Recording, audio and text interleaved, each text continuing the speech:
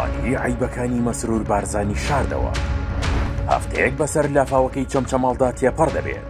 تا ئێستا سەرۆکی حکومەتی هەرێم تەنها 67 وشەی لەو بارەیەوە وتووە.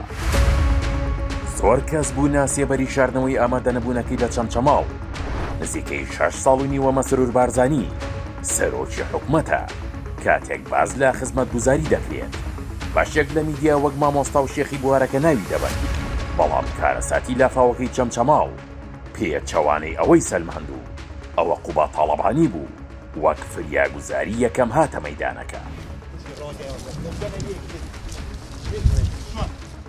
ئەمە ڕۆژی 31 تشرینی یەکەمی ساڵی 2021 مەسرور بارزانی بە جووتێک جزمەوە سەردانی شاری زیاڕین و گوندی کۆری کرد کە بەهۆی لافا و زیانیان بەرکەوتە بوو.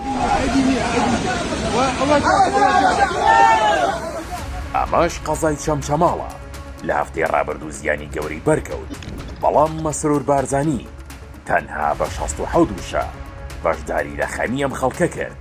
لە تەنیشتیدا میدیایەک بە پارێکی زۆرەوە هەوڵیدا فەرامۆشکردنەکەی سەرۆکی حکومەت بشارێتەوە و باشکاندنی شکۆی خەڵکی ئەم شارە عیبەکەی پینە بکات. پەنجەی تۆمەت بۆ هیچ کەسێک درێژکەینەوە.